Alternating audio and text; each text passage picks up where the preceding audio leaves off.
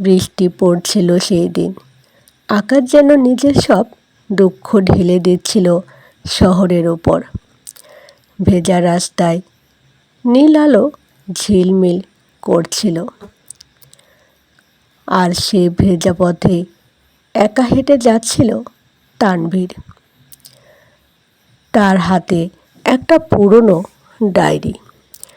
ডায়েরিটা সে কখনো কারো সামনে খোলেনি, কারণ এই ডায়েরির প্রতিটা পাতায় লুকিয়ে আছে তার সবচেয়ে বড় ভালোবাসা, মায়ার গল্প।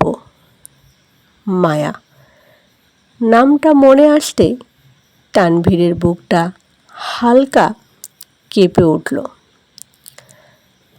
তাদের পরিচয়টা ছিল খুব সাধারণ।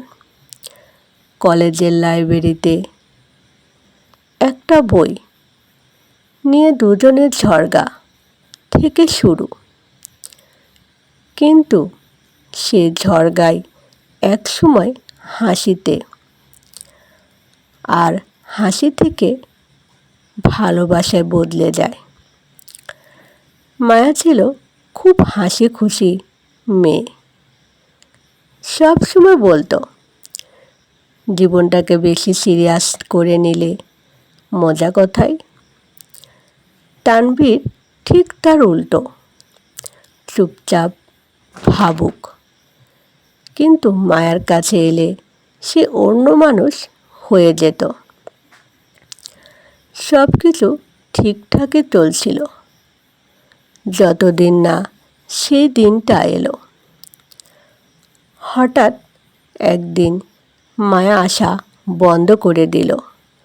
ফোন বন্ধ, মেসেজের কোনো উত্তর নেই।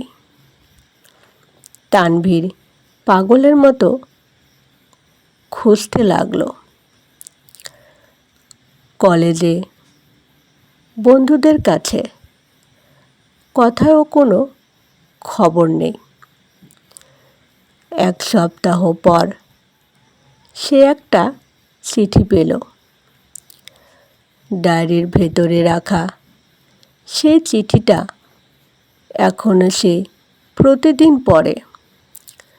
চিঠিতে লেখা ছিল, তানভীর, আমি জানি তুমি অনেক কষ্ট পাবে,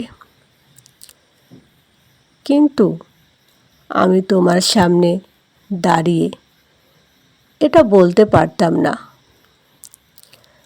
আমি খুব অসুস্থ। ডাক্তার বলেছে আমার হাতে সময় খুব কম।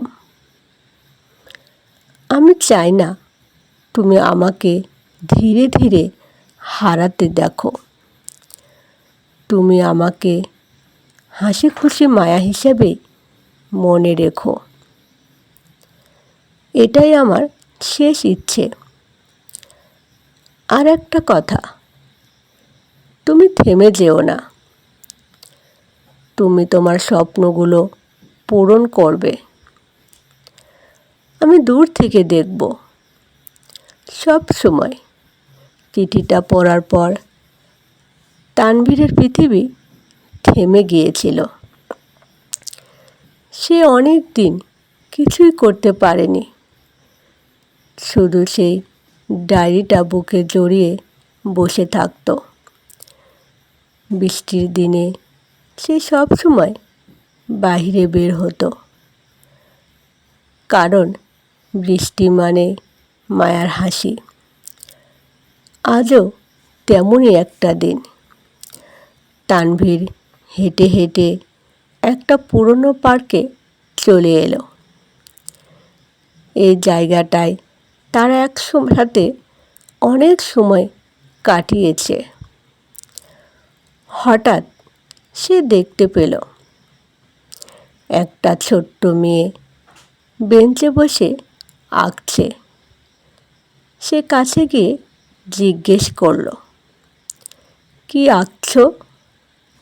মেয়েটা হাসি মুখে বলল,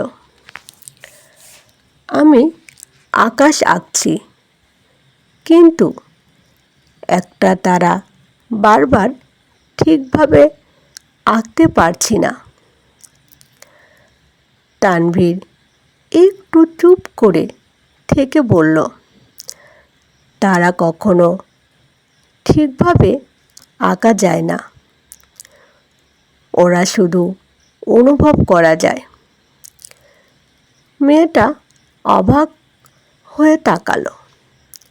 আপনি কিভাবে জানেন?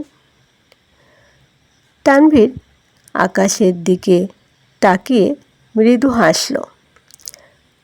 কারণ আমার একটা তারা আছে যাকে আমি দেখতে পাই না, কিন্তু সে সব সময় আমার সাথে থাকে। বৃষ্টি তখনও পড়ছিল, কিন্তু আজ তানভীরের মনে হচ্ছিল এই বৃষ্টির ফোঁটার ভেতরে কথায়ও মায়া লুকিয়ে আছে। সে ধীরে ধীরে ডায়েরিটার খুলে শেষ পাতায় লিখল, আমি থামিনি মায়া, আমি এখনো হাঁটছি। তুমি বলেছিলে না দূর থেকে দেখবে, তাহলে দেখো,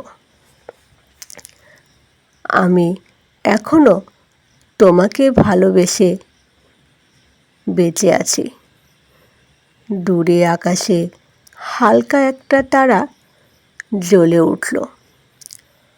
হয়তো সেটা সত্যি কোনো তারা ছিল না, হয়তো সেটা ছিল কারো ভালোবাসা, যা কখনো হারিয়ে যায় না।